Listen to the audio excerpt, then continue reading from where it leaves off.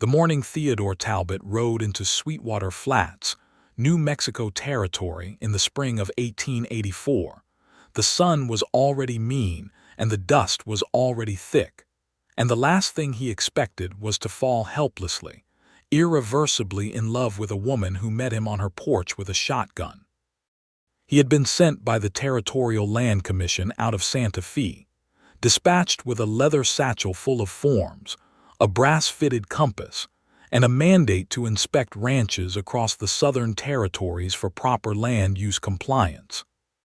The commission had been cracking down on ranchers who were overgrazing federal grazing lands, diverting water without permits, or running operations that exceeded their deeded acreage.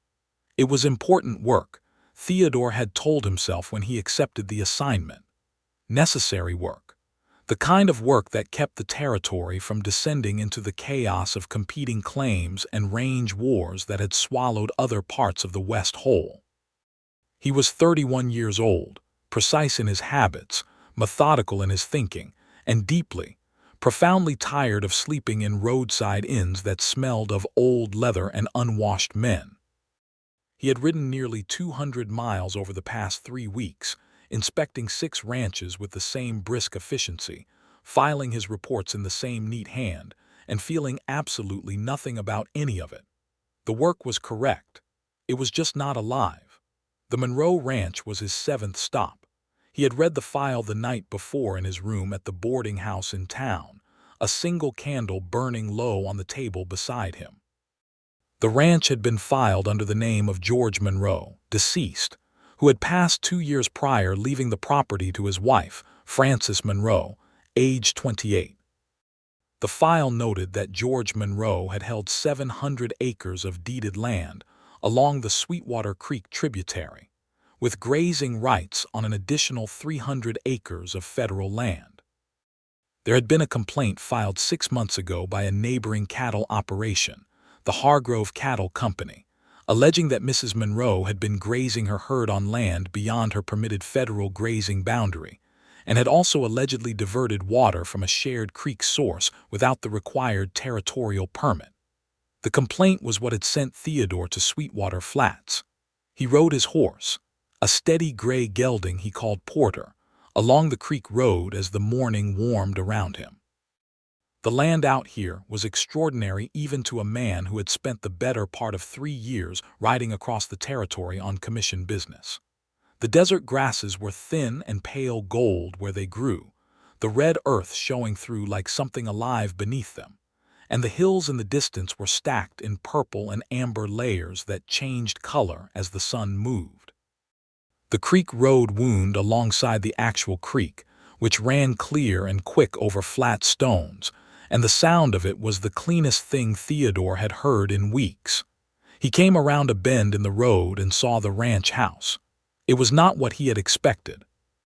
He had developed a mental taxonomy of ranch houses over the course of his work.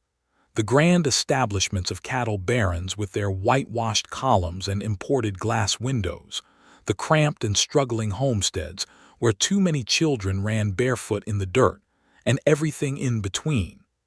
The Monroe Ranch house fell into none of his established categories.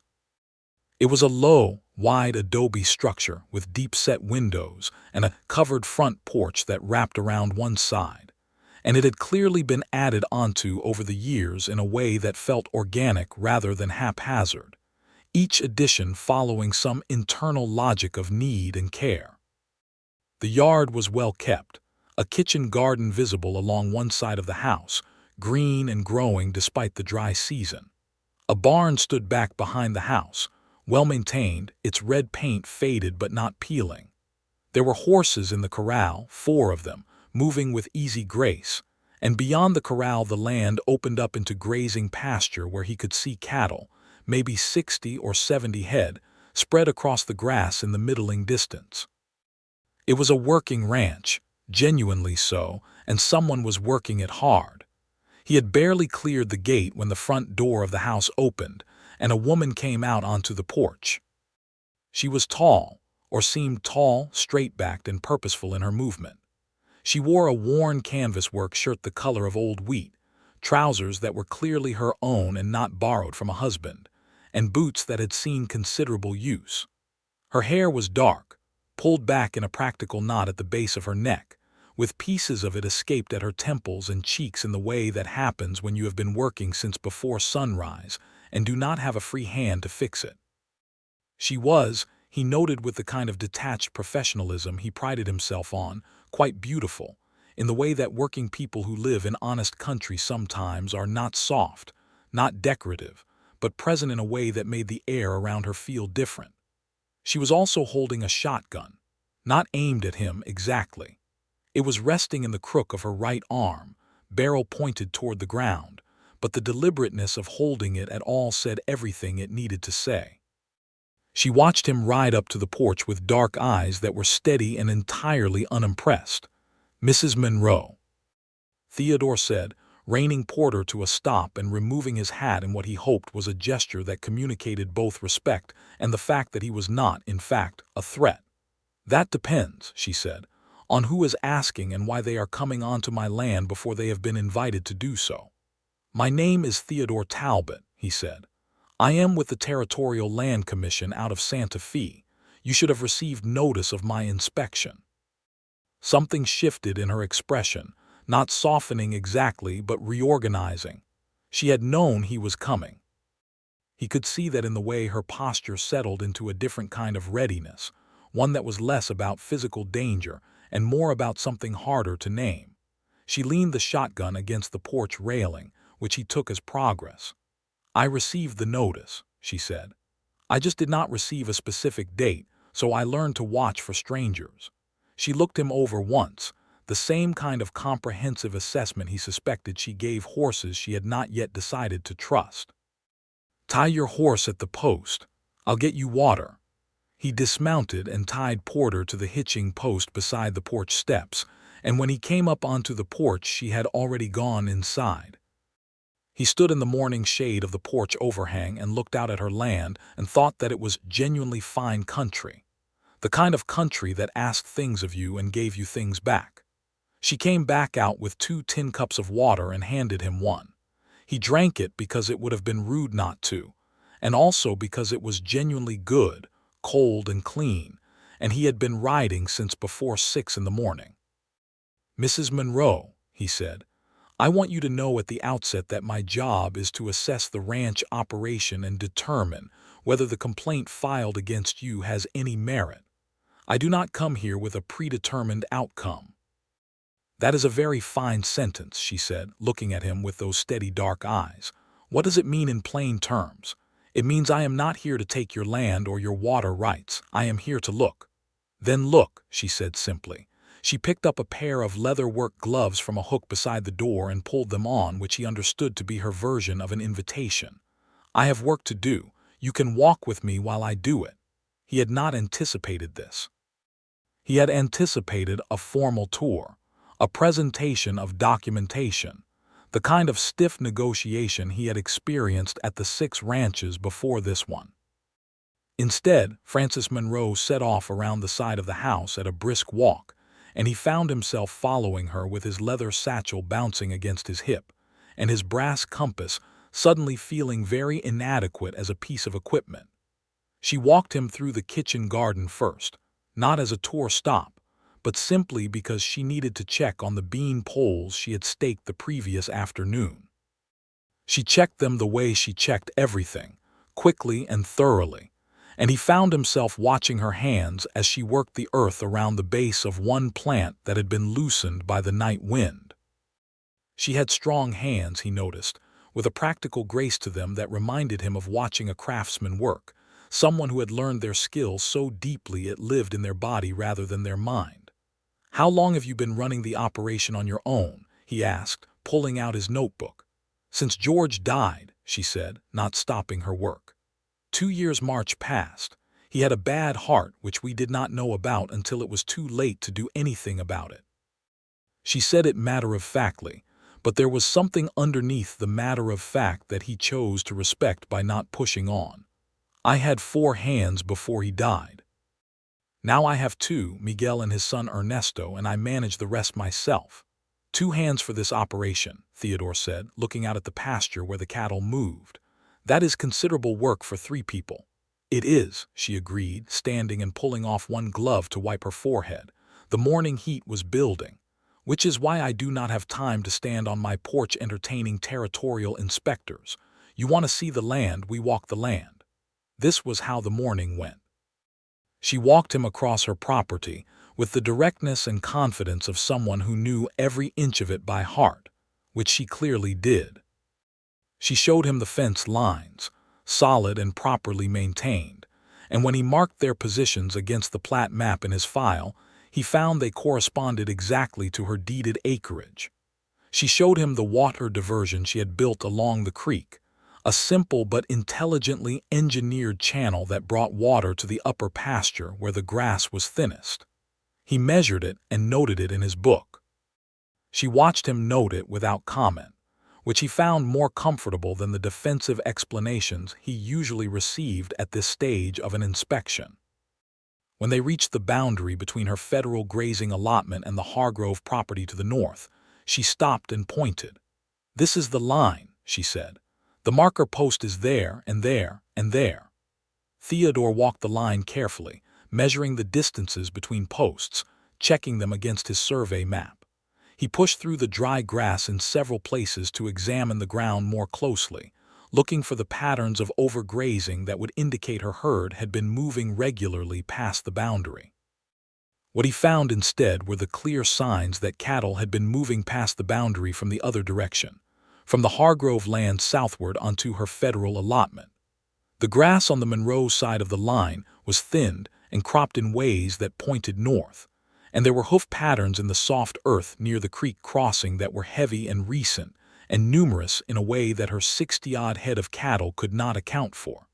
He stood looking at this evidence for a long moment. He could feel Frances Monroe's eyes on his back. "Mr. Talbot," she said, her voice carefully level. "What do you see?" He turned to face her. She was standing in the sun, her hat casting a strip of shadow across her eyes, and she was looking at him with an expression that had something raw in it beneath the composure. She was a woman who had learned to keep her composure at considerable cost, he suspected, and what was underneath it now was the particular exhaustion of someone who has been fighting an unjust battle for a long time, without being certain anyone would believe them. "I see," he said slowly, "that the complaint filed against you may have been filed in error." She held his gaze. "In error," she repeated. "The evidence here suggests that the grazing pressure on your federal allotment has been coming from the north, from the Hargrove side of the boundary, rather than from your own herd moving south." She looked at him for a long moment, and then she did something he did not expect.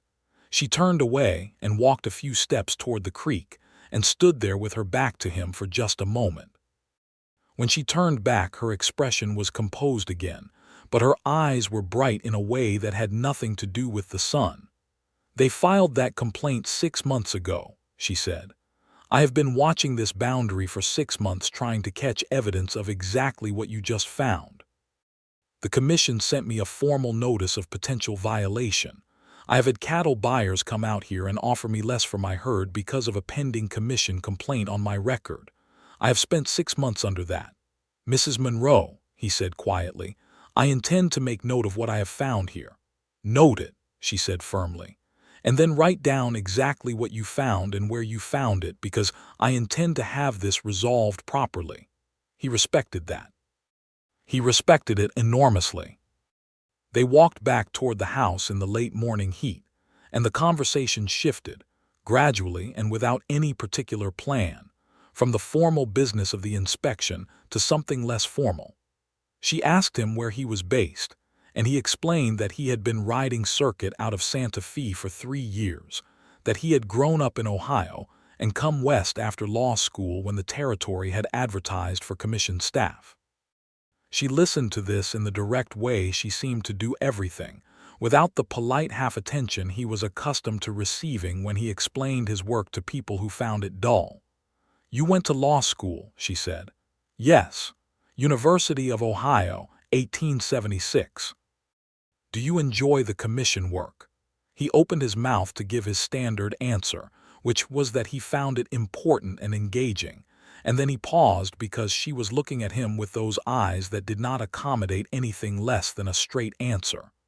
"Sometimes," he said honestly, "the work matters.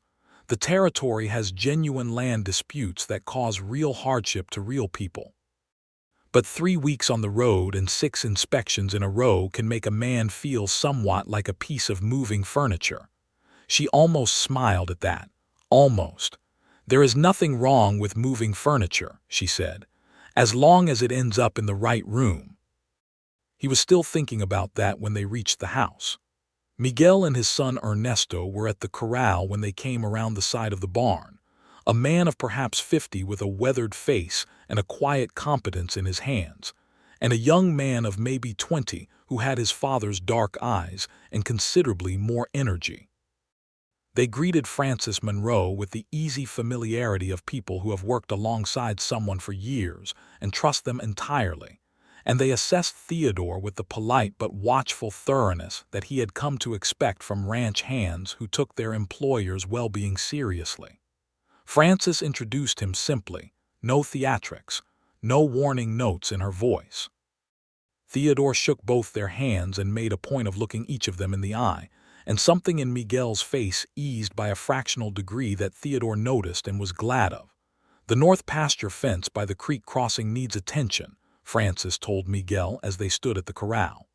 "Mr. Talbot found some considerable evidence of Hargrove cattle coming through there. I want that section documented before anything changes." Miguel looked at Theodore. "You found this yourself?" "I measured the boundary line and examined the ground patterns near the creek crossing," Theodore said. "The evidence is fairly clear." Miguel glanced at Frances with an expression that said something between us and I told you so, and Frances's mouth pressed flat in the particular way of a person accepting a vindication that has come too late and cost too much. By the time Theodore had completed his formal measurements, photographed his survey notes, and organized his documentation, it was past noon, and the sun was at its fullest height, and the shade of the porch looked extraordinarily inviting. He was packing his leather satchel at the hitching post when Frances Monroe came out of the house with a tin plate of bread and cold beef and a second cup of water, and she set it on the porch railing with the casual authority of someone who has decided something and does not require your input on the decision. "You have been walking since early morning," she said. "Eat before you ride." He ate. He ate at the small table on the porch that he suspected she usually ate at alone, given its single chair, which she brought a second chair to from just inside the door, and she ate with him because she had missed her own breakfast in the press of the morning's work. They ate mostly in companionable silence, and the silence was comfortable in a way that silences almost never were with strangers. He found himself looking at her ranch from this vantage and thinking about what it had taken to build it. The garden that was carefully tended, the barn that was well kept, the fences that were properly placed and maintained, the herd that moved with the ease of animals well managed. All of it maintained by a woman who had lost her husband 2 years ago and kept going because stopping was not an option she gave herself. "Your ranch is impressive," he said, and he meant it without qualification. "Everything I have seen today speaks to a well-managed operation." She looked at him, and for a moment the composure was transparent and he could see through it to something real. "Thank you," she said, and the 2 words had weight in them. "Mrs. Monroe, I need to tell you something about my report." She set down her fork. Her eyes found his face with a careful attention. "All right. Based on what I have found today, there is no basis for the Hargrove complaint. Your fence lines are accurate, your grazing is within your allotment, and the evidence at the boundary strongly suggests that the overgrazing pressure on your federal allotment has been coming from the Hargrove side, not yours." He paused. "I am also obligated to note that the complaint may have been filed in bad faith, given what the evidence shows." She was quiet for a moment. The creek sound came to them from across the yard, steady and clean. "If you file that," she said slowly, "Hargrove will contest it. He can contest it. The physical evidence is recorded and dated. I am a commission inspector with a formal survey. His complaint goes away and a counterfinding goes on his record. He will not like that." "No," Theodore agreed, "he will not." "Hargrove has been pressuring me to sell since George died," she said, and there was something flat and hard in her voice now, something that was not quite anger and not quite grief but had elements of both. "George and his father bought this land 30 years ago. George was born here. My daughter Lily was born here." She stopped. "Hargrove thinks a woman alone cannot hold good land. He has been trying to prove him right." Theodore felt something tighten in his chest. "He filed a false complaint with the Territorial Commission to undermine your operation." "I believe so, yes." "Then I will write my report exactly as the evidence warrants," he said. "And the Hargrove Cattle Company will have a counter-complaint on their record." She looked at him for a long moment, with those eyes that did not give things away easily.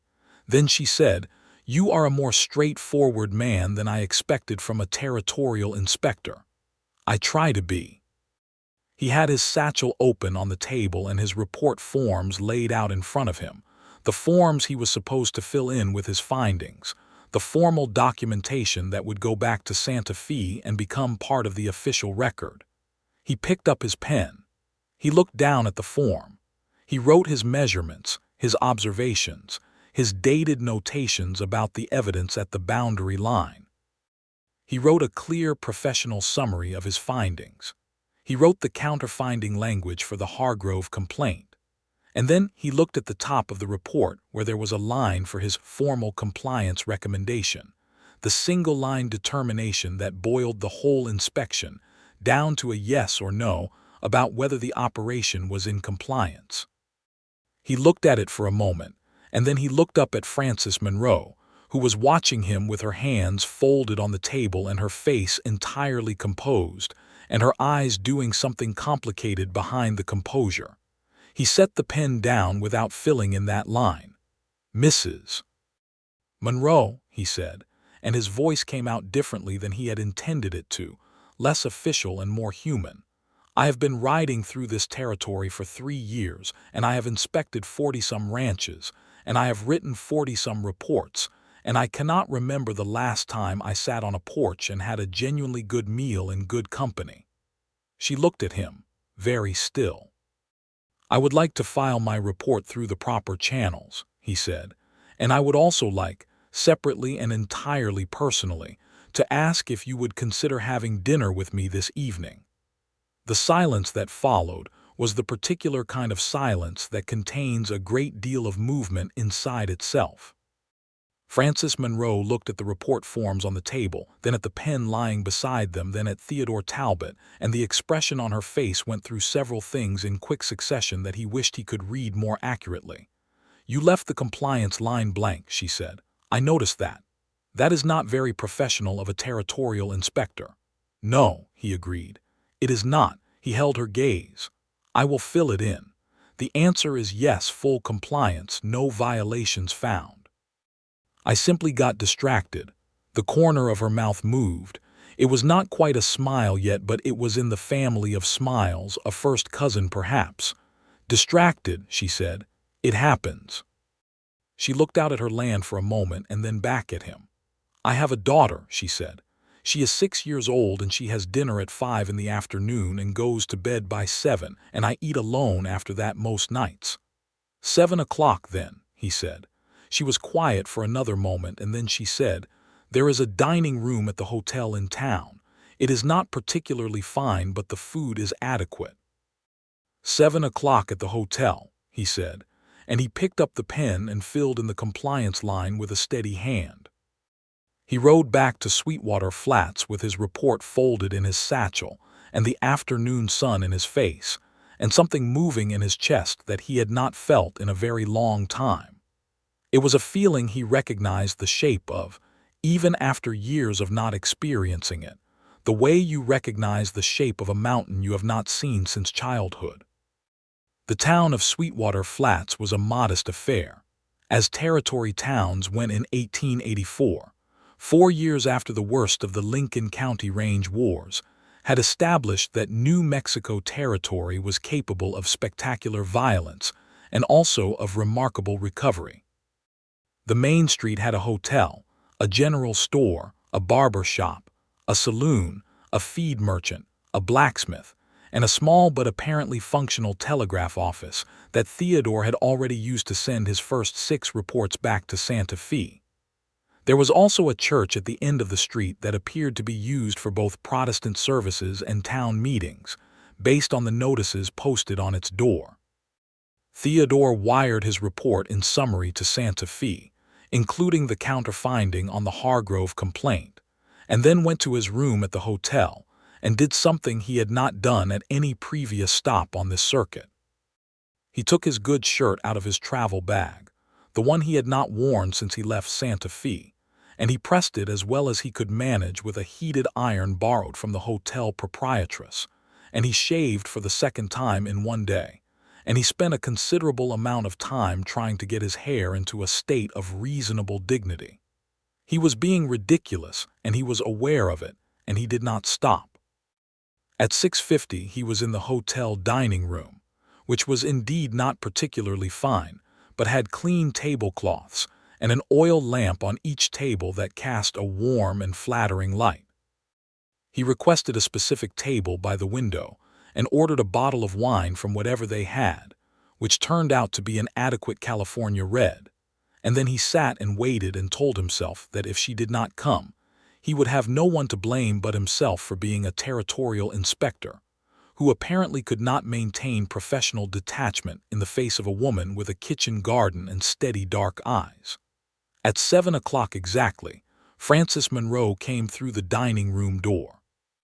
She had changed, which he had half expected and half feared she might not, because it would have said something important if she had not. She was wearing a dark blue dress, simple and well-fitted, with her hair properly pinned, but with the same escaped pieces at her temples that he had noticed in the morning and had, apparently, already become fond of. She had a shawl over her shoulders against the evening cool, and she was carrying herself in the way she carried herself everywhere, with that straight-back directness that acknowledged no situation as one she could not handle. She looked, objectively and without any professional detachment whatsoever, quite stunning. She saw him at the table and there was a beat in her movement, a small hesitation, the kind that happens when you have prepared yourself for something and the reality of it still surprises you. Then she came to the table and he stood and held her chair, because his mother had raised him correctly and also because he wanted to, and she sat down with a composed thank you and looked at the wine. "You planned ahead," she said. "I tried to," he said. "That is a quality I respect," she said, with the ghost of that smile again, and let him pour her a glass. The dinner that followed was the kind of evening that happens occasionally to people who are not expecting it, and therefore cannot armor themselves against it. They talked across the supper table through soup and roasted chicken, and an apple pie that was legitimately the best thing Theodore had eaten in 3 weeks. And the talking was the kind that starts as conversation and becomes gradually something else. A mutual investigation of two people who are discovering that they share a number of important things and also differ in ways that feel complementary rather than conflicting. She told him about George, because he asked carefully and she answered honestly. They had met in Colorado when she was 20 and he was 23, she the daughter of a school teacher, him the son of a rancher who had staked land in New Mexico Territory. They had built the ranch together over 6 years before he died. She did not present this as a romantic tragedy but as the plain facts of a life, and he respected that honesty. She had loved George. He understood, genuinely and practically, the kind of love that was about building things together, and the grief of losing him had been a real grief that she had worked through in the only way she knew how, by keeping working. "And your daughter?" he asked. Frances's face changed when she talked about Lily, the composed practical exterior softening into something warm and undefended. "She is 6, and she has entirely too much of her father's stubbornness and entirely too much of my temper," she said, "and she is the most interesting person I have ever met. She sounds remarkable. She is. She can already name every bone in a horse's leg. She learned it from Miguel, who is more patient with a 6-year-old than a man has any right to be. She looked at him with those dark eyes. You are not what I expected from a territorial inspector. What did you expect? Someone officious, she said. Someone who had already decided what the report would say before they rode onto the property. Someone who was going to be an obstacle. And instead I turned out to be an insufficiently professional inspector who leaves compliance lines blank and asks ranch owners to dinner. You filled in the compliance line, she pointed out. Eventually. I did, he agreed. I just needed a moment. She looked at him, and the smile that had been hovering at the edge of her expression for most of the evening finally arrived in full. And it was, as he had suspected it might be, quite devastating. It transformed her face from beautiful to radiant, and it had in it something that was both warmth and humor and a kind of careful but genuine happiness, the kind that belongs to people who do not offer it casually. He was in considerable trouble, he understood. He was in considerable, unavoidable, entirely welcome trouble. After dinner, they walked along the main street of Sweetwater Flats in the cool dark of the spring evening, because neither of them wanted the evening to end quite yet, and a walk was the socially acceptable way to acknowledge this. The street was quiet, the saloon producing its customary sounds from behind closed doors, the rest of the town settled into its evening. Above them, the New Mexico sky was doing what it always did at this hour, which was to be spectacular beyond any reasonable right, the stars close and brilliant, and the Milky Way a clear river overhead. I need to tell you something, he said as they walked. That sounds serious. I do not know how long I will be in Sweetwater Flats. My assignment has me moving on to 3 more ranch inspections south of here, which should take another week and a half, possibly 2 weeks. And then I am expected back in Santa Fe. She walked beside him in silence for a moment. I know, she said. I knew that when I said yes to dinner. And I said yes anyway, she said, with a directness that was completely characteristic of everything about her. I'm not 18 years old. I know what saying yes and saying no mean. He stopped walking. She stopped a step later and turned to face him, and in the starlight she was absolutely herself, clear-eyed and unhesitating, and he understood that this was not a woman who played games with what she wanted or pretended to feel things she did not or pretended not to feel things she did. She was, in the very specific and valuable way of a few rare people, entirely honest with herself, and therefore with others. Frances, he said, and it was the first time he had used her given name, and the sound of it between them was different from the formal address they had maintained all day. Theodore, she said, and there was the smile again. I would like to come back to visit, after the remaining inspections, if that would be welcome. She looked at him for a long moment, and he was very conscious of his own heartbeat, which had developed an opinion about this conversation and was making it known. It would be welcome, she said. He was gone 3 days later, riding south with his satchel and his compass and Porter's steady gait, and he thought about Frances Monroe approximately every 40 minutes for the duration of the remaining inspections, which made him a somewhat distracted assessor, but a thorough one, because his thoroughness was a deeply ingrained habit that survived even considerable romantic distraction. He sent her a letter from the next town, Cimarosa Creek, because there was a post office there, and he had been carrying the letter in his coat pocket since the morning after their dinner, having written it the night before with considerably more drafts than he would ever admit to. He wrote about the country he was riding through, which was beautiful in a different way from hers, and about a remarkable sunset he had witnessed over a mesa that he wished she could have seen, and about the fact that he had not been able to think about his work with full concentration since leaving Sweetwater Flats and had decided to regard this as her fault. She wrote back, and the letter reached him at his final stop in the Southern Circuit, a mining settlement called Copper Bell, where he was inspecting a rancher who had been running cattle on land adjacent to mining claims. Her letter was written in a clear, confident hand on plain cream paper that smelled faintly of something herbal from whatever she kept it near in the desk drawer, lavender, or dried sage, and it said what she had to say with the same economy she brought to everything. The ranch was well. Lily had decided she wanted to learn to read Spanish so that she could talk to Ernesto about horses in his own language. The boundary line situation was progressing, as the commission had acknowledged receipt of Theodore's report and Hargrove had received formal notice. She had found herself looking at the table on the porch and thinking it was better with 2 chairs. He read that last line 3 times. He rode back to Sweetwater Flats 2 weeks after he had left it, a detour of some miles from the most direct route back to Santa Fe. But he had decided that the report writing for the Copper Bell inspection could be accomplished just as effectively from a hotel room in Sweetwater Flats as from one in any other town, which was true, and that he had unfinished business in Sweetwater Flats, which was also true. He rode onto the Monroe Ranch on a Wednesday afternoon to find Frances in the barn with Miguel, working on a horse that had developed a lameness in its left foreleg, a bay mare with an anxious eye that Frances was calming with a steady hand on its neck, while Miguel examined the leg.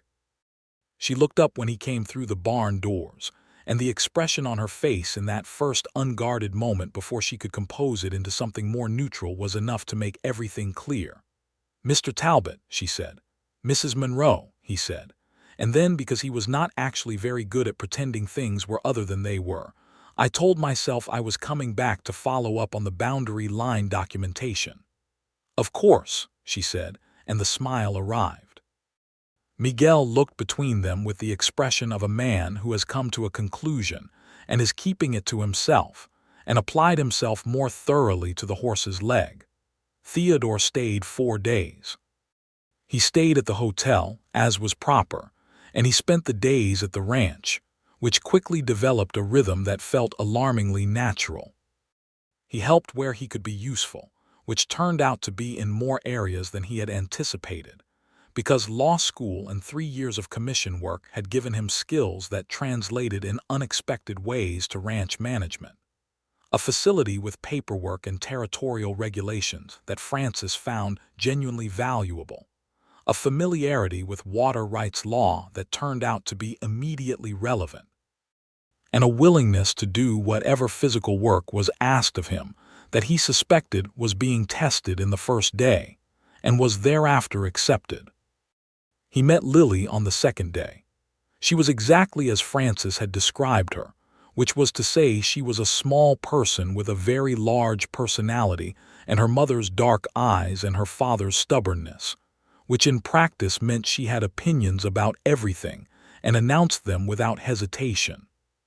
She assessed Theodore from across the kitchen with a look that was so reminiscent of her mother's porch reception that he almost laughed, and then she said, "Are you the man from the commission who found out Hargrove was lying?"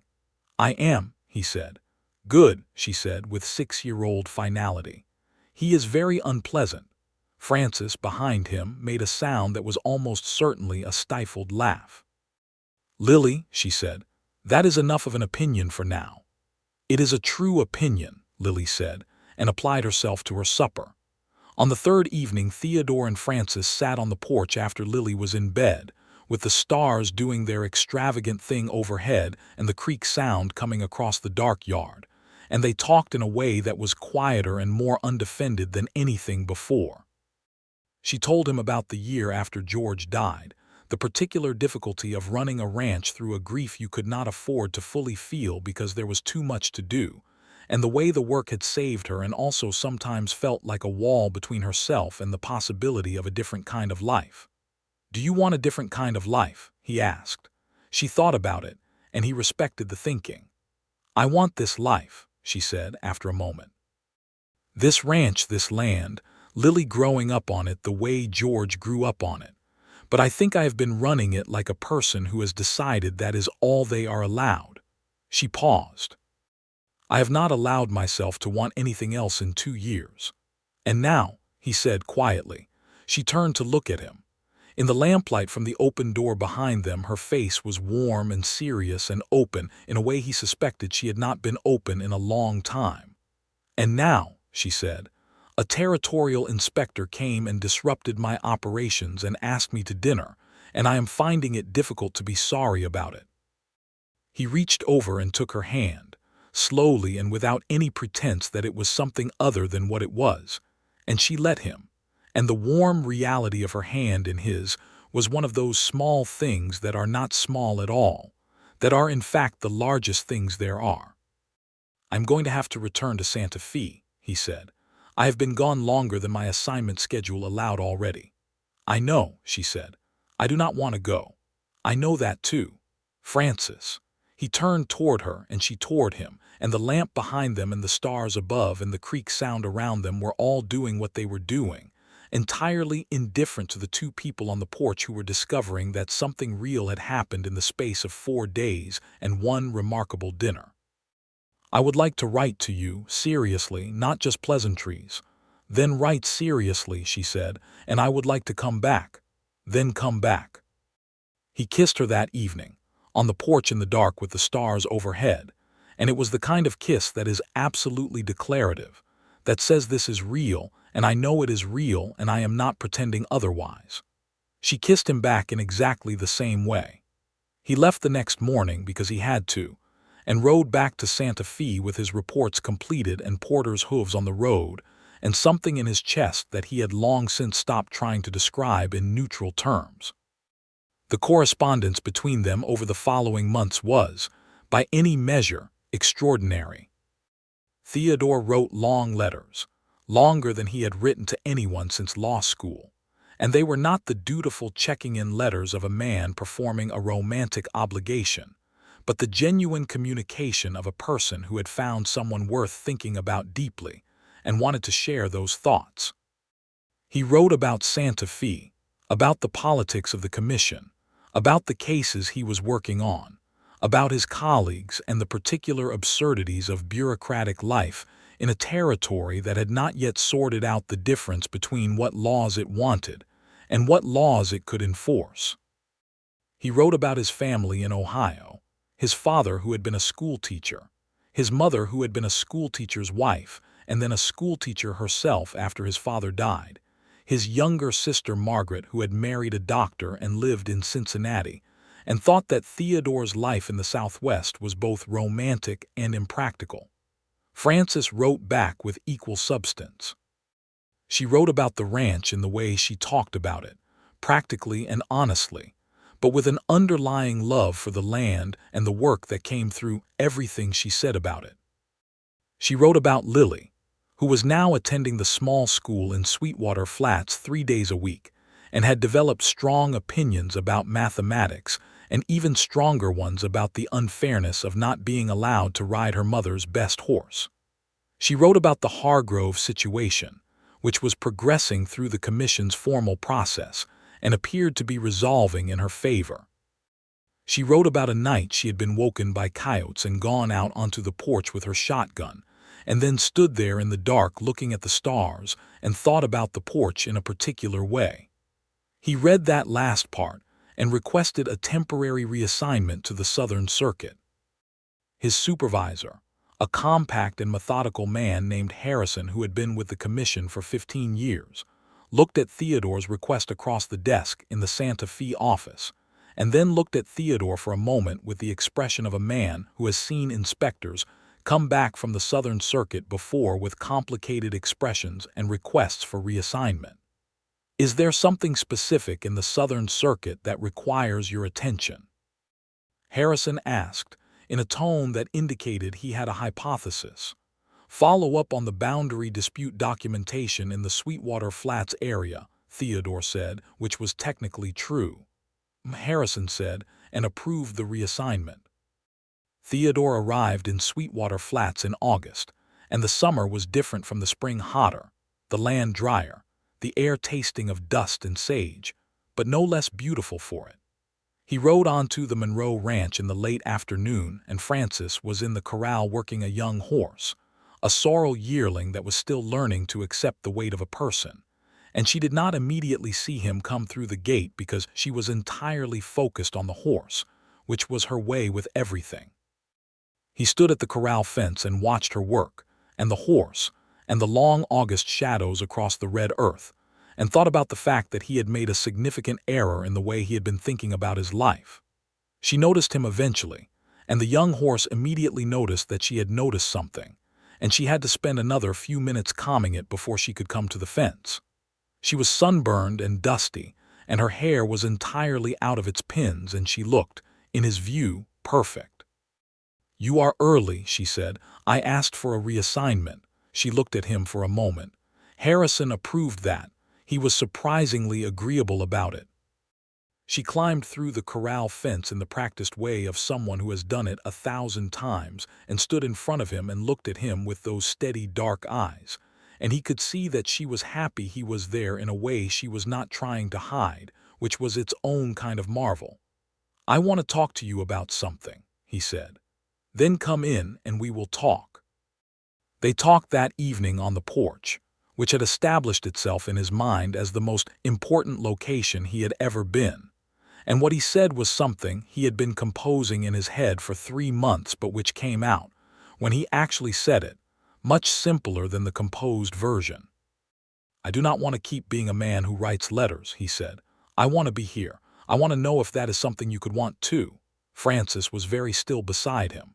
The evening was warm and the creek was doing its steady thing and the stars were preparing their nightly performance. "I am not asking you to leave your land," he said quickly. "I know what this ranch means to you and to Lily. I would not ask that. I'm asking if there is space here for a person who very much wants to be in it." She turned to look at him, and what was on her face was so undefended and clear and real that it made his throat tighten. "Theodore," she said, "I have been hoping you would say something like that since approximately the evening you left in May." "You might have said so in a letter," he pointed out. "You might have said so in a letter," she returned. "I was being cautious," he said.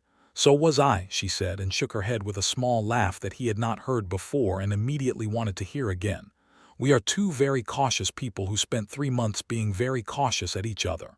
"We were," he agreed. "Should we stop?" "Yes," she said. "Please."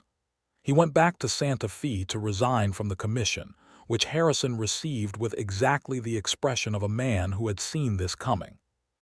Theodore thanked him for 3 years of meaningful work, which he meant sincerely, packed his things from his rooms on San Francisco Street, visited with his commission colleagues at a dinner that was both pleasant and bittersweet, and then rode south with Porter and 2 saddlebags of everything he owned, and a feeling in his chest that was the opposite of the moving furniture sensation he had described to Frances on her porch. There were practical matters to sort out, and they sorted them methodically, because they were both practical people.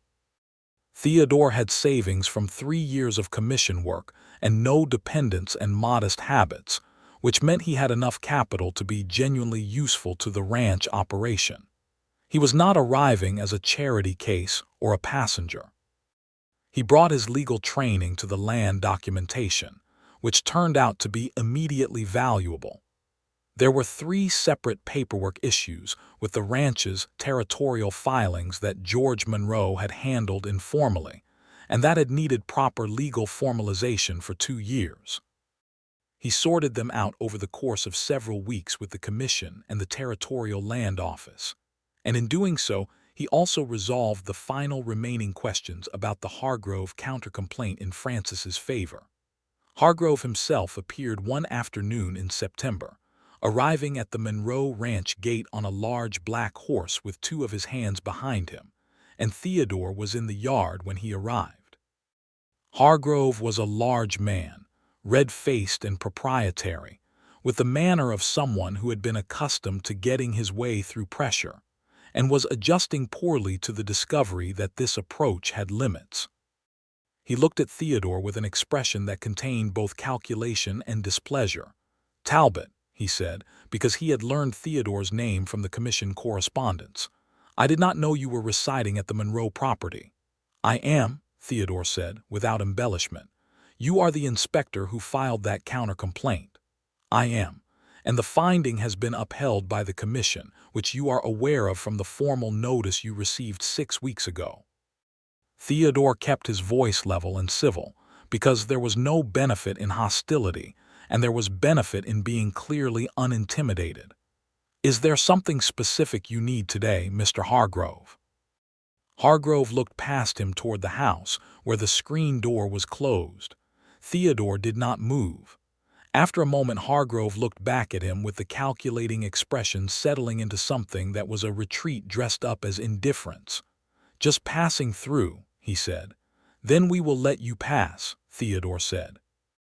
Hargrove rode away, and Miguel appeared from the direction of the barn and came to stand beside Theodore, both of them watching Hargrove's party disappear up the road, and Miguel said without inflection, "He will not try that again." "No," Theodore agreed. "I do not think he will." He had been right. Hargrove did not, in fact, try it again. Theodore proposed to Frances in October, in the kitchen of the ranch house rather than anywhere more scenic, because they had been in the kitchen discussing the winter hay supply, and whether they could negotiate a better price from the feed merchant in town. And the conversation had moved through that into something else in the way their conversations often did now. Something that was about the future. And he found himself saying what he had been thinking since August with the same simple directness she had taught him to use. "I want to marry you," he said. "I want to be your husband, and I want Lily to have a father who is present, and I want to grow old on this land with you. That is what I want. Do you want that?" Frances set down the account ledger she had been holding and looked at him across the kitchen table. She had flour on her hands from the bread she had made that morning, and her hair was in its practical working knot, and she looked as she always looked when he said something that reached her in the real place, open and clear and entirely present. "Yes," she said, "I do." They were married in November, in the church at the end of Sweetwater Flats Main Street, with the fall light coming through the windows at the angle it always took in November, low and golden, and making everything warm. The ceremony was performed by Pastor Holt, who had been in Sweetwater Flats for 12 years and had performed George Monroe's funeral, and regarded Frances Monroe with the genuine affection of a man who has watched someone bear a hard thing with dignity. He performed this ceremony with evident pleasure. Lily was the flower girl, and took the responsibility with magnificent seriousness, walking ahead of her mother down the aisle with a focused expression that made half the congregation smile. She had decided several weeks previously that she approved of Theodore, having concluded this through her own assessment process, which had involved watching him fix a fence post, asking him 11 consecutive questions about how the commission worked, and accepting his offer to read to her before bed with a graciousness that suggested she had made a magnanimous decision. Miguel and Ernesto were both there, and the handful of people from town who had come to know Frances over the years of her running the ranch alone, the proprietress of the hotel dining room where they had had their first dinner, the postmaster who had handled their months of correspondence, the school teacher who taught Lily 3 days a week, and had opinions about the importance of education for girls that aligned with both Theodore's and Frances's, which had made them immediately fond of her. His sister Margaret wrote a letter from Cincinnati that arrived 2 days after the wedding, expressing both happiness for him and the firm intention to visit at the first opportunity, which made Frances laugh and Theodore feel the warm particular thing that family makes you feel when they turn out to be genuinely good people. The winter on the Monroe Ranch, the Talbot Ranch now, though they kept calling it the Monroe Ranch because that was what it had always been and what Lily knew it as and what the surrounding country knew it as, and there was no reason to change what was right, was Theodore's first proper experience of winter in the Territory. He had spent 3 winters in Santa Fe, which was cold and sometimes spectacular, but ranch winter was different. It was a working winter, every day purposeful and physical, the cold requiring constant management of animals and pipes and feed and shelter. He found he took to it, genuinely.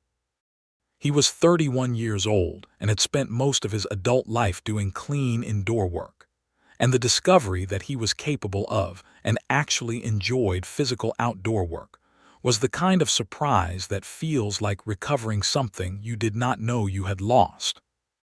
Frances watched him adapt to ranch life with the expression she had given him since the beginning.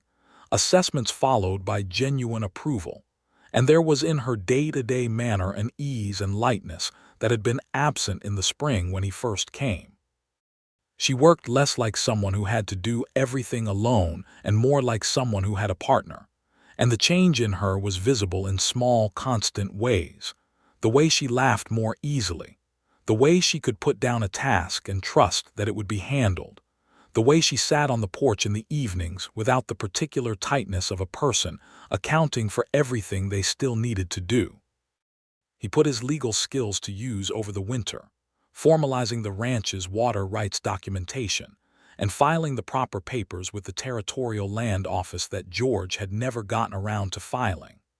He also established a formal grazing agreement with the commission that clearly delineated the Monroe allotment and included the counter-complaint precedent against Hargrove in its supporting documentation, which meant any future Hargrove complaint would be immediately contextualized.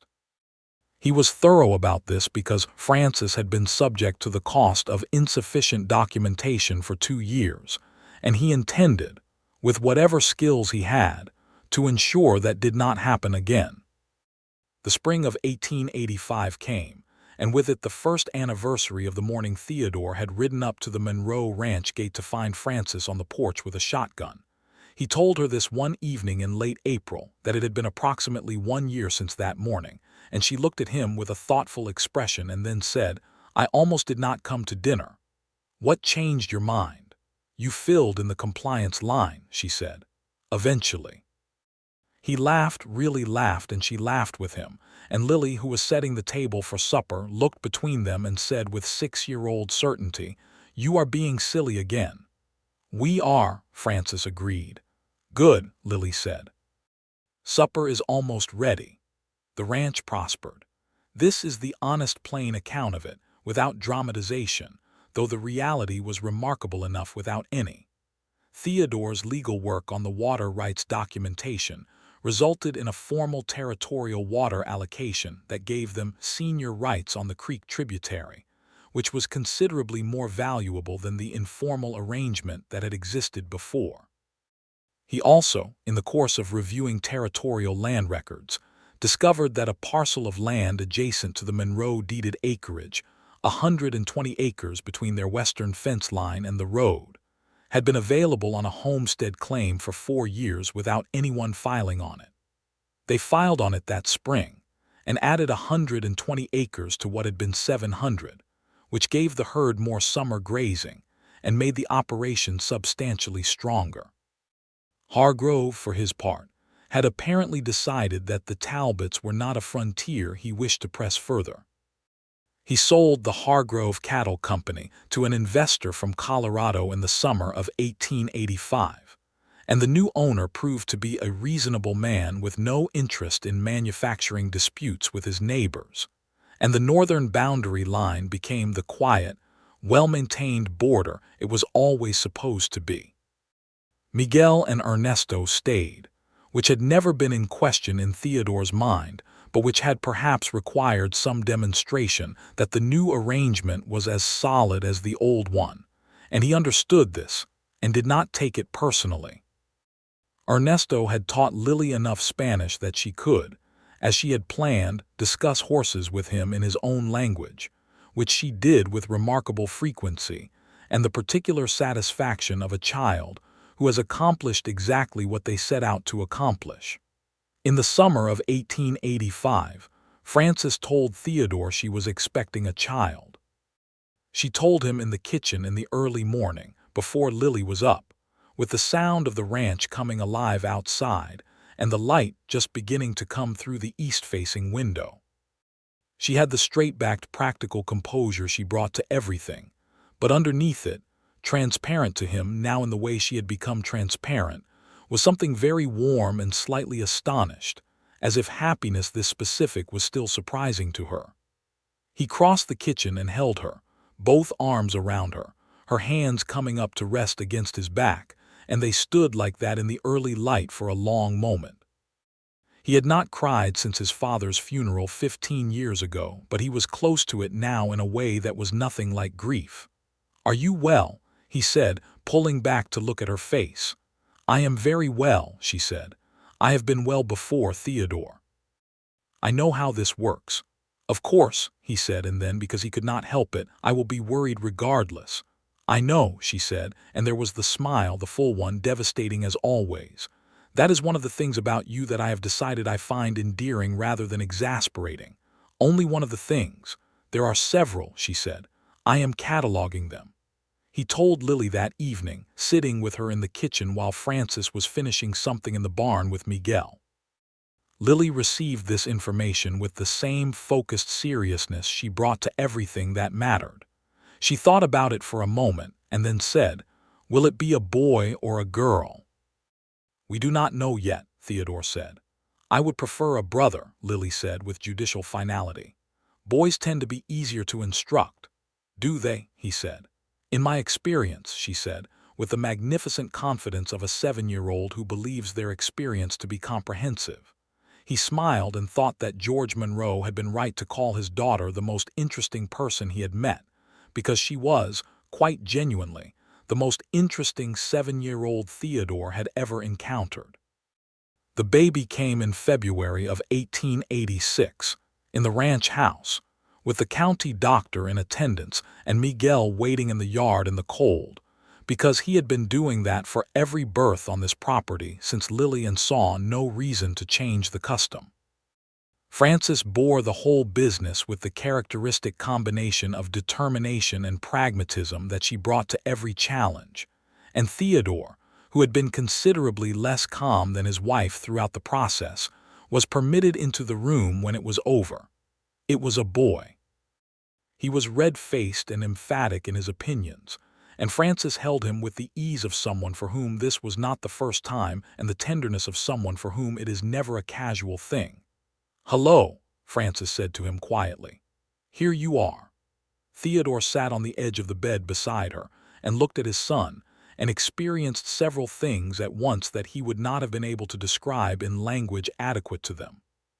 He reached out and touched one tiny fist with one finger, and the fist, in the reflexive way of new persons, closed around his finger with surprising force. "He has opinions," Theodore said. "Of course he does," Frances said. "He is ours." They named him George William Talbot George for Frances's husband, because it was right, and because Lily had asked for it in a manner that was entirely dignified and entirely devastating, and William for Theodore's father. Lily met her brother with the expression of someone whose exact preferences have been satisfied, and declared that she would teach him everything important when he was old enough, starting with horses. The life they built over the following years was not a quiet one, because life on a working ranch in New Mexico Territory in the 1880s was never quiet. But it was a good one, genuinely and consistently good, which is rarer and more valuable than dramatic. Theodore turned his legal mind fully to the service of the ranch operation and the broader community, and by 1887, he had become the informal legal advisor for several of the smaller ranchers in the Sweetwater Flats area who lacked the resources to navigate territorial regulations on their own. There was talk, eventually, of him standing for the territorial legislature, which was something he thought about with genuine interest and discussed with Frances with the same honesty they brought to everything. "You should do it if you want to," she said. "The territory needs people in the legislature who understand what ranch operations actually require, rather than people who understand what cattle barons want them to think ranch operations require. It would mean time in Santa Fe," he said, "legislative sessions. I know how to run this ranch," she said, with a look that made him feel he had perhaps temporarily forgotten this. "I have been doing it longer than you have." "You have been doing it better than me," he said, which was true and which made her look pleased in a way she tried to hide and did not entirely manage. He stood for the territorial legislature in 1888, and won, which surprised him and did not surprise Frances, who had told him he would win in the same tone she used to tell him things were going to rain.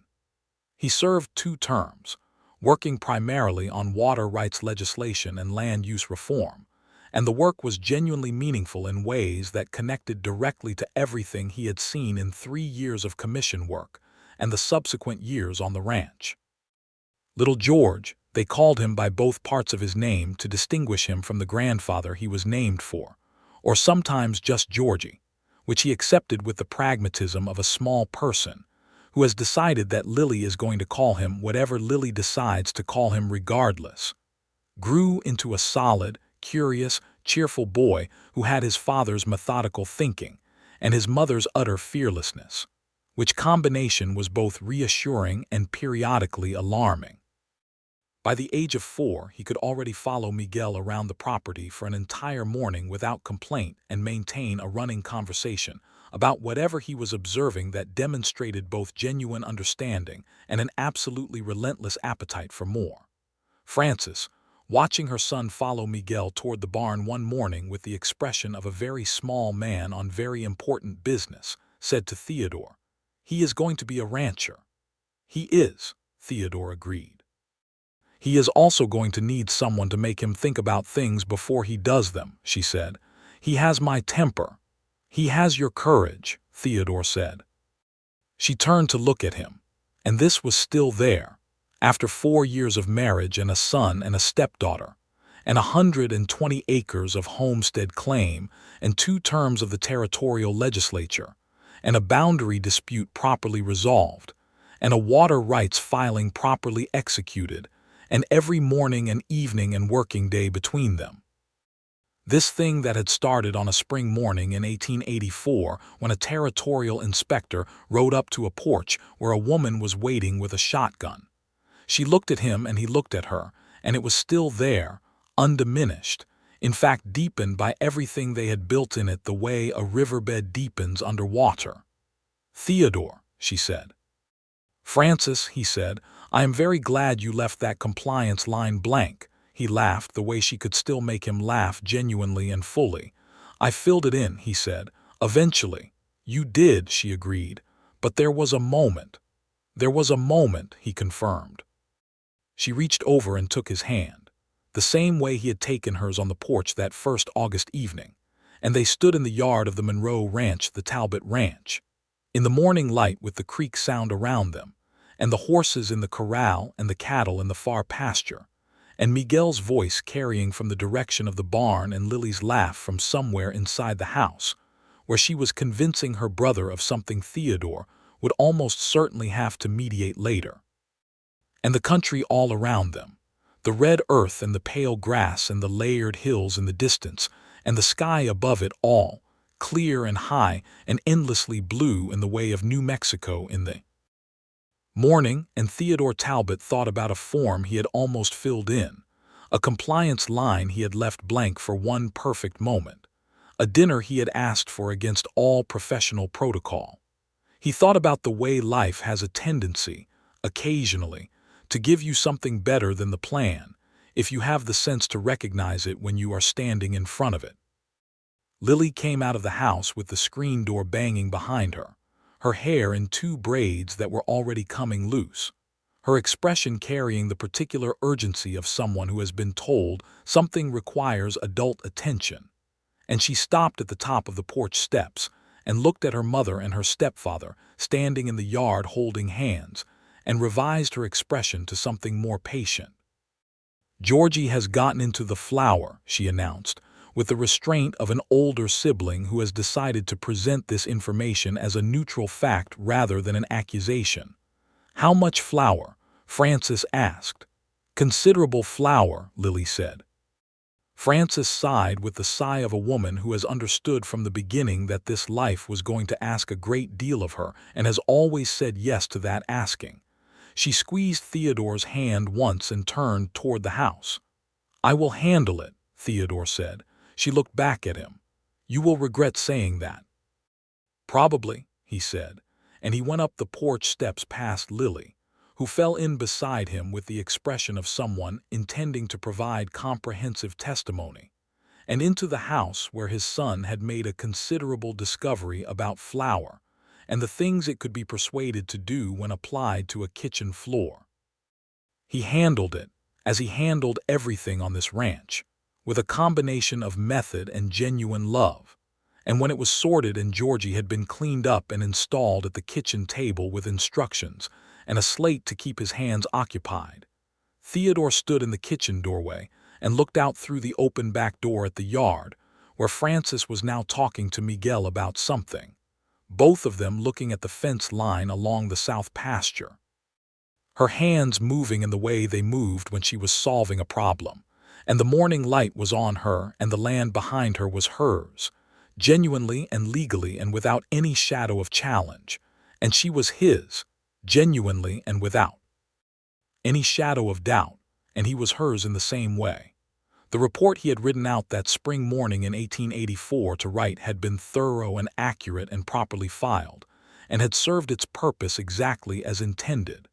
He had found no violations on the Monroe Ranch.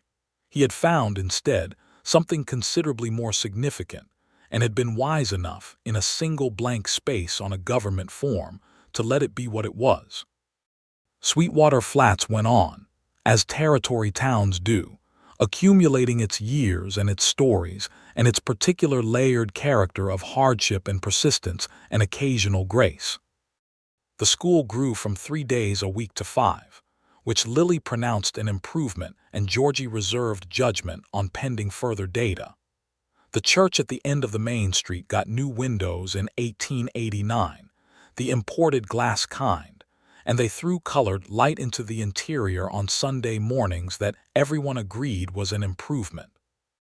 The telegraph office was joined by a telephone exchange in 1891, which Theodore wrote a letter about to his sister Margaret that he knew would amuse her, describing Frances's reaction to the device as thorough assessment followed by immediate practical deployment. Margaret came to visit in 1890, she and her husband Dr. Charles Reeves, making the journey from Cincinnati by train to Albuquerque and then by stage to Sweetwater Flats, and the visit was everything family visits should be. Margaret and Frances found each other immediately and spent 3 days in a conversation Theodore could only partially follow, being about things that had happened to him before he had thought to document them. And Dr. Reeves spent the same 3 days following Miguel around the property, with a naturalist's curiosity about high desert agriculture that Miguel found first surprising, and then genuinely engaging. Lily demonstrated her Spanish to Margaret with the confidence of an expert, and her writing to Dr. Reeves with the confidence of someone who is very good at something and knows it. Georgie presented himself to all visitors with the cheerful directness of a 4-year-old who has no social anxiety whatsoever, and offered to show them the barn immediately. The night before Margaret and Charles left, Theodore sat on the porch with his sister in the cool evening air, the way they had sat on the porch of their mother's house in Ohio when they were young, and she said, "You are happy, Theodore." "I am," he said. "I mean genuinely," she said. "Not managing to be content happy, actually happy." "I know what you mean," he said. "I am." She leaned her head briefly against his shoulder in the way she had as a child, a small sisterly gesture that was also a complete statement, and then straightened and looked at the stars. "Frances is wonderful," she said. "She is," he said. "She is the most capable and honest person I have ever met." "She loves you very much," Margaret said. "You can see it. She looks at you the way people look at things they did not know they needed until they had them." He thought about this. "I look at her the same way," he said. "You do," she agreed. "It is extremely obvious to everyone who is not the two of you." He smiled and thought about a spring morning and a woman on a porch and a shotgun resting in the crook of her arm, pointed at the ground, saying, "This is my territory, and you have not yet established what you are to me." And then 4 days later, dinner, and her hand in his, and a blank line on a form that he had filled in eventually. In 1892, their second child arrived. A girl this time, born in the same ranch house in April when the desert was beginning its brief spectacular bloom, the wildflowers coming up in the arroyos, and the mesquite putting out its yellow flowers, and the world smelling of sage and new water. They named her Clara, which had been Frances's mother's name, and she arrived into the world with an expression of considerable interest in her surroundings that both her parents found immediately characteristic of something permanent. Georgie, 6 years old and a person of strong opinions, inspected his new sister with the thoroughness of someone taking a significant event seriously, and announced that she had good hands. He had been saying this about horses recently, when he found one he approved of, and Theodore exchanged a look with Frances over Georgie's head that contained an entire conversation.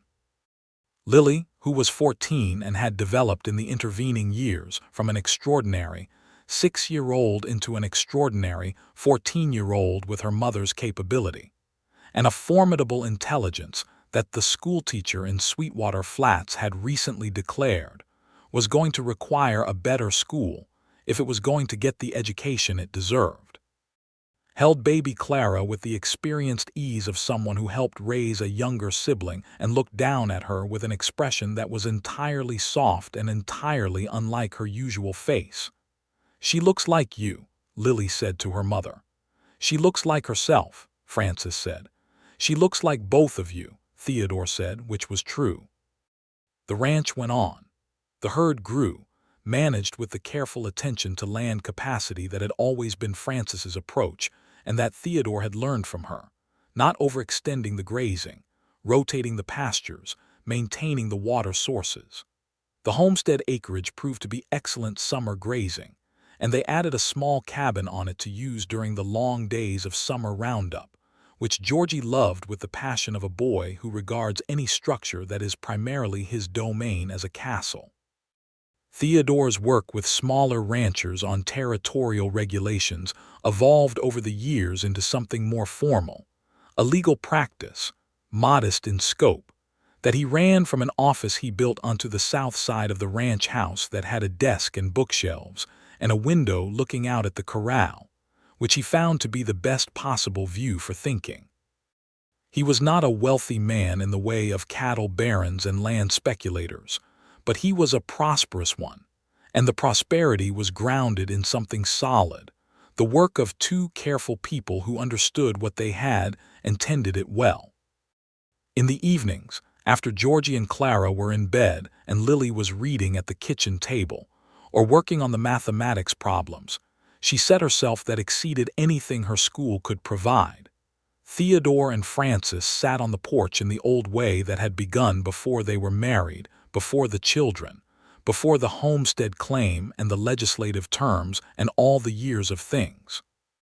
They sat in the dark with the creek sound and the stars doing their nightly extravagance, and sometimes they talked, and sometimes they sat in the comfortable silence that belongs to people who have been genuinely together for long enough that they do not need words to be present to each other. One evening in the fall of 1893, a decade after the spring morning he had ridden up to this gate, Theodore was sitting on the porch watching the last light move on the red hills to the west when Frances came out and handed him a cup of coffee and sat beside him, and they watched the light change together, the way they always did. "I have been thinking," she said. "About what?" "About that form," she said. "The one you left blank." He smiled. "That comes up with some regularity." "It does," she agreed. "I have been thinking that you left it blank because you were distracted by me, which is the official account. It is also the true account. But I think," she said, "that you left it blank because you had already decided what you were going to do, and you needed a moment to decide to actually do it." He considered this. "You think I had already decided to ask you to dinner before I put down the pen."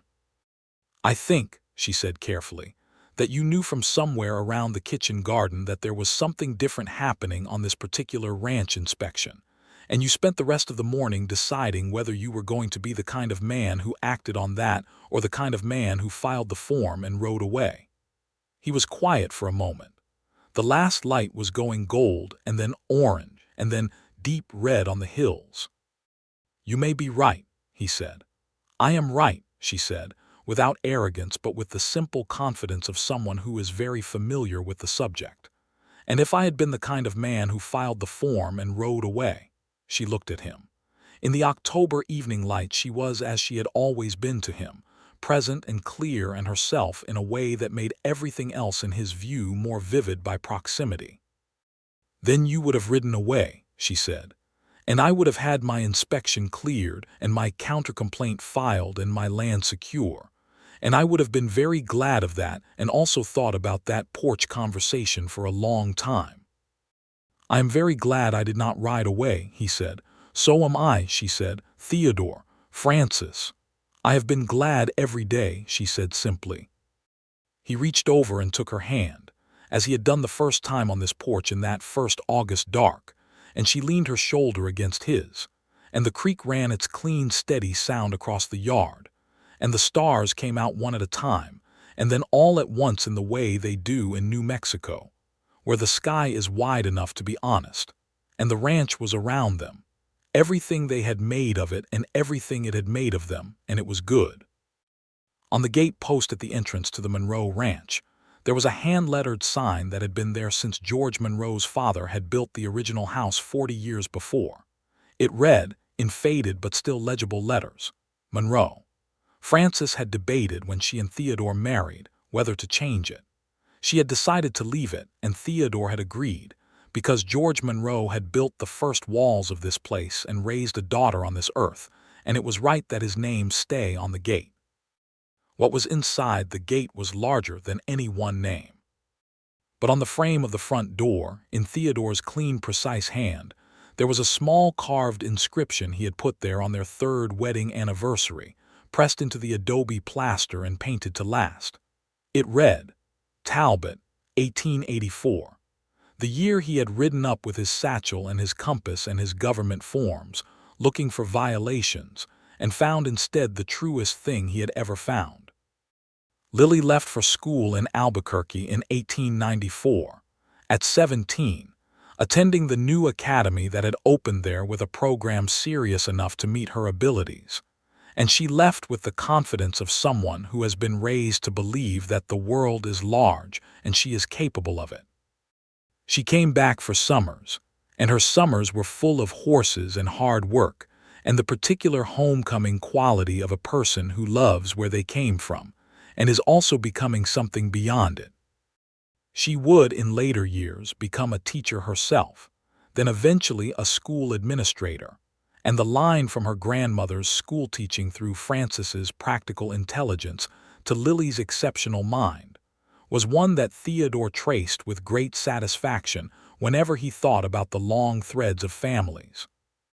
Georgie grew into the rancher his mother had predicted, steady and capable and genuinely devoted to the land, with his father's methodical attention to detail, and his mother's physical courage, and a gift for horses that Miguel declared the best he had seen in a young person, which from Miguel was the highest possible assessment. He was not a boy who said much, but what he said was worth listening to, and he had the ranch in his bones in the way of people who were born to a place and knew it. Clara, at 2, and then 3, and then 4, showed signs of having opinions about everything that slightly exceeded the family average, which Theodore and Frances both regarded with a kind of proud, exasperated delight. She had Frances's dark eyes and Theodore's precise way of examining things before she accepted them, and she had already informed Georgie on multiple occasions that she intended to learn to ride before her next birthday, and that she would appreciate his cooperation in this project. In the spring of 1894, 10 years after that first morning, Theodore rode out along the fence line of the Monroe Ranch alone, early in the morning before the rest of the house was up, the way he sometimes did when he wanted to think. He rode Porter's replacement, a young gray gelding he had named Dispatch in a fit of sentiment about his commission days, and the land was doing what New Mexico land does in April, which is to be so beautiful it feels like an argument for something, though for what was never entirely clear. He rode the boundary line along the north pasture, the boundary that had been the source of everything, and the fence post stood correctly in the morning light, and the grass on either side of the line was in good shape, properly grazed and properly rested in the rotation they maintained. The creek ran clear at the crossing point. There was no sign of any cattle but his own. He stood in the saddle at the creek crossing and looked north toward where the Hargrove property had been, and now was a working operation under different and reasonable management, and then south toward the house that was visible as a low shape against the red earth with smoke beginning to come from the chimney, which meant Frances was up and had started the kitchen fire. He thought about a form, blank in one line. He thought about a woman on a porch. He thought about the things you find when you are not looking for them, the things that were never on the official forms and never in the assignment documents, and never part of any plan that anyone in Santa Fe had made when they sent a 31-year-old inspector south on circuit. He turned dispatch toward home, toward the smoke rising from the chimney, and the morning beginning in the kitchen, and the children not yet awake, and the whole day ahead on this land that was good and secure and known. And he rode with the easy purpose of a man who knows exactly where he is going and is entirely glad of it. The creek ran beside him as he rode, clear over the flat stones, making its clean steady sound through the morning, and the sky above was the deep transparent blue that belongs only to this country at this hour, and the ranch gate was ahead with its old sign on the post, Monroe, and the carved frame of the door waiting beyond it with its smaller inscription, Talbot, 1884, and Frances Monroe was inside at the kitchen fire, and this was his life. The one he had ridden into on a spring morning 10 years ago with a leather satchel and a compliance form, and it turned out better luck than he had known to hope for. He came through the gate at an easy lope, and the yard was waking up around him, and the door of the ranch house opened as he came into the yard, and Frances came out onto the porch with a cup of coffee and that expression she had when she knew where he had been and what he had been thinking about, which she always did, which was one of the finest things about a life shared honestly with a person who pays attention. "Early ride," she said. "Boundary line," he said. "All clear." "It always is now," she said. "I know," he said. "I still like to look." He dismounted and tied dispatch to the post, and came up the steps, and she put the coffee in his hands, and he kissed her in the morning light on the porch of the Monroe ranch. And inside the house Georgie's voice said something, and Clara's voice said something back with considerable emphasis. And somewhere down the pasture the horses were moving in the early quiet, and the creek ran its clear sound through all of it, and the day was beginning, and it was, as it had been for 10 years and would be for every year that followed. Entirely good.